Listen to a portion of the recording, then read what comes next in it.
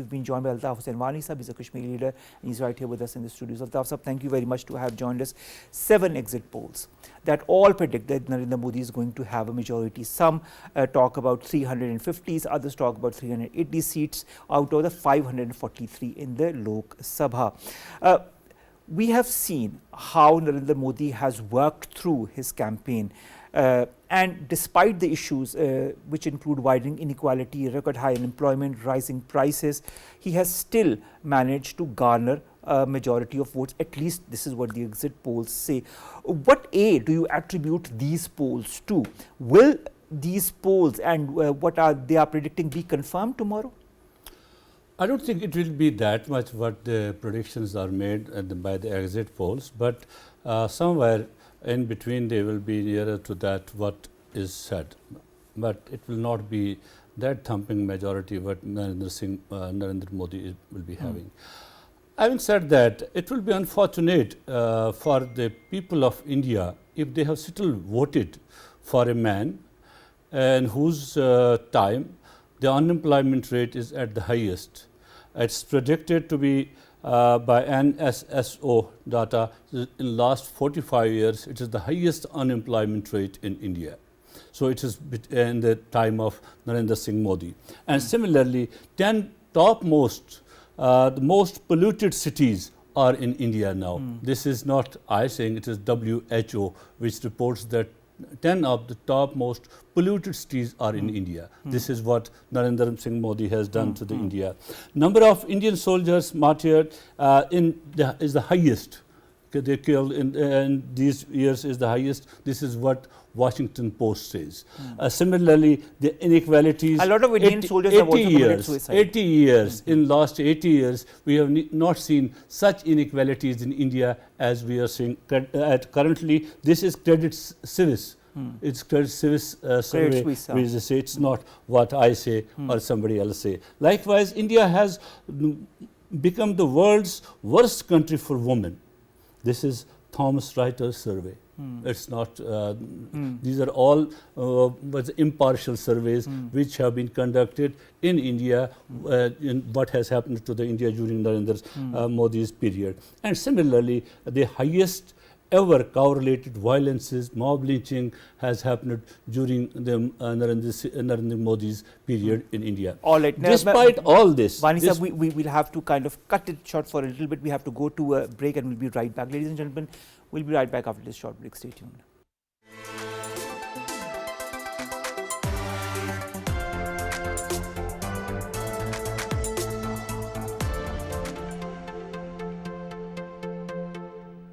Welcome back. I'm discussing Indian elections and the result in the exit polls that show Narendra Modi as becoming the majority party in these elections as well. And we are in discussion with Altaf Hussain Wani Saab, who is a Kashmiri leader. Altaf Saab, the Opposition India Alliance, which is made up of Congress and other parties, it maintains a confidence that they are going to secure a majority on counting day. What do you attribute their confidence to?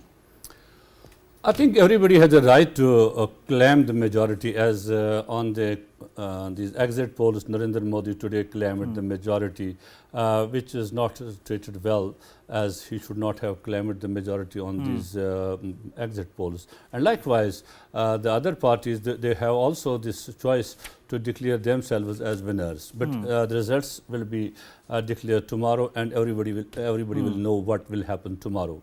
But having said that, the way the Indian elections were conducted, the way those elections were fought, contested by the different parties, and the narratives that were built, narrative that was built by Mr.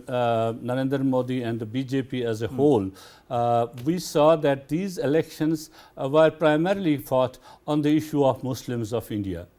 Basically on the Muslim, it was election versus the Muslims of India.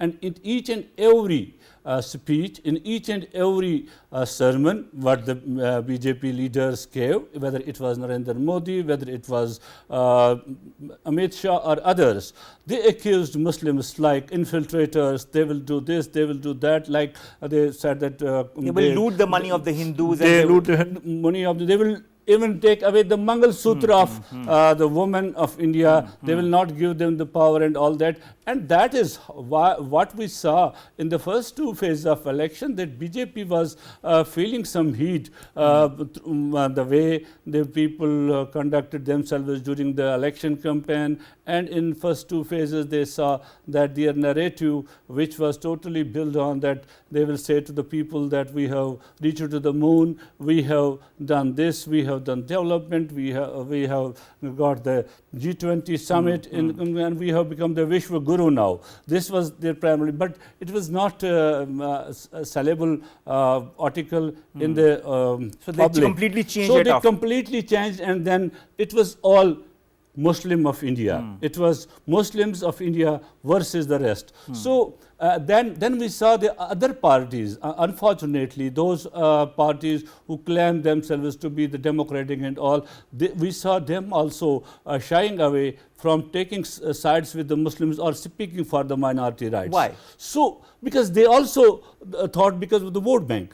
Because in the North India, you have the vote bank, you submit the vote bank on this. BJP has done it in 2014, they did it in 2019, and also before going to the elections, Ram Temple inauguration was one of it, and then they asked the people, you see that these opposition leaders did not come even to the Ram Temple inauguration and all that. Then opposition also was not in a gear that they could condemn the Modi, they could condemn his policies which he had maintained in the last 10 years against the minorities in India, against the Muslims, against other minorities. Because they were also, you know, handcuffed by Narendra Modi. Yeah. Their accounts were suspended, many were put into jail. That's where I'm going, because if Narendra Modi, what I was telling you, what Narendra Modi has done in last 10 years to India, if Narendra Modi is becoming again his first time, we saw the Supreme Court of India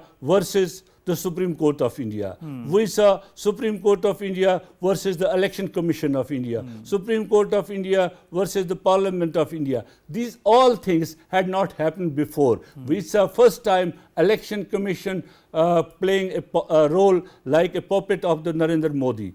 And this is people say that if Narendra Modi again comes to the power, what is predicted, what is the projected in these exit polls, then it will be the last election in India. Because then Modi will become a dictator. He will take the charge of all these institutions of India, like he took the charge of the Election Commission, like he took the charge of Supreme Court of India, like he took the charge of the Parliament of India, and then each and everything which is being propagated in India, that is on hate against the Muslims, that's on the hate on other minorities, and thereby Narendra Modi will then amend the constitution of India, and then India will no more be a democracy, no more a secular country, which they claim, which they are not. They are not practicing their secularism for long, but then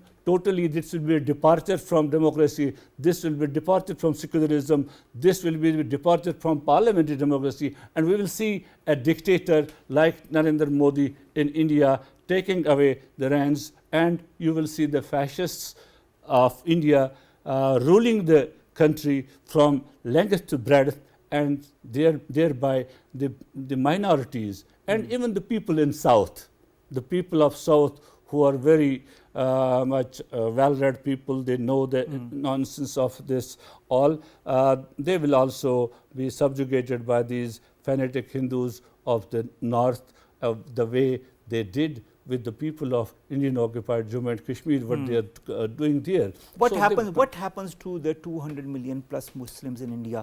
What happens to the Muslims of Indian illegally occupied Jammu and Kashmir when and if Narendra Modi returns to power? You see, again, I will say that it's evident what will happen to them. Again, there will be more restrictions on them. We have seen already the mosques are being demolished. We have seen already they are taking over charge of the different institutions of Muslims. They are taking away all those educational institutions of Muslims all over the India, all those places which were in a way for which the Indian Muslims had a pride that these are our built by our ancestors, they are being taken away, they are being demolished, and it will be a total Hindu Rashtra. It will be a total Hindu Rashtra, and the Muslims of India, they will have the two choices. One, to resist against this, and again it will be it will have its implication on the neighboring countries of the India, and if they will resist, they will decide to resist, it will have definitely the its effects on the neighboring countries. If they don't decide to resist, then they will have to, what the Indians say, Gar Vapsi. They want them to convert into Hinduism and have a full Hindu Rashtra in India without any Muslim, without any Christian. It's not only Muslims, but the Christians and Sikhs and others will have to follow the suit. So the mob lynchings, the hate speeches, the strikes, and the way the different minorities have been held, especially the Sikhs, all of these are going to continue. Yes, you see, in present, we have not Narendra Modi, who was known as the butcher of Gujarat. Everybody knows it, and we saw that during his tenure as the Chief Minister of Gujarat state, he got this status. The United States and others did not even give him the visa to visit those places. But again, in those 10 years of his tenure in office, he never addressed a press conference, because he knows that the people from the press will ask questions and all that. He never addressed a press conference after coming from the foreign tours or within the India. But what he did, it was for the first time as the Prime Minister of India, he stood up in Rajasthan, calling the Muslims the infiltrators, calling the Muslims that they are the people who have more children, they will take over the wealth of the India, like the Mahmud Ghori or Muhammad Ghaznavi, like that. And this is when a man is so frustrated in his ideas and what he speaks, and he will definitely implement it when he becomes the Prime Minister. But this frustration sells. But this frustration sells, doesn't this it? frustration sells in the North India. Unfortunately, in the North India, they have made it that the Hindus in North India and over the past 10 years or so, the BJP made very large inroads in the North India by such hate speech, by creating hurdles for the Muslims, and by siding with those criminals who have been the helping hand, killing the Muslims, lynching the Muslims, or taking away their properties and all that. The government has always condoned that, never condemned that, and we have seen the courts of India have always released those culprits. They were never taken to the task, they were never brought to justice. So that is what India is currently. And if Narendra Modi becomes the third time, which is evident now with these, then the Muslims of India will have to think about themselves, what they are going to do, how they are going to live in India, and what should be their modus operandi to this dictatorship, to this Hinduta regime. All right, last question, I want a short answer. Do you feel, you talked about modus operandi, do you feel that the media and the narrative that was built by the media pre and during the elections also played a role as far as voter mentality is concerned? You see, all the Indian media, it's called the Godi media. They have to toe the line which the BJP has shown them. So all the media, all the social media influencers and all that, everything was manipulating these elections, from election commission to the local law enforcing agencies, putting Kajriwal behind the bars, or restricting Congress and other people, and whatever they did, this was all manipulated by. Wani sahab, we are going to see the results tomorrow, and as predicted, it seems as if Narendra Modi is going to be elected as a third time Prime Minister, and it seems that this is the first time in India's history also that a party is going to gain power for a third time. Well, what can we say? Let's see what the future predicts as far as India and its relations and its geopolitics is concerned. Thank you very much, Altaf and Wani sahab, to have joined us for this very important segment.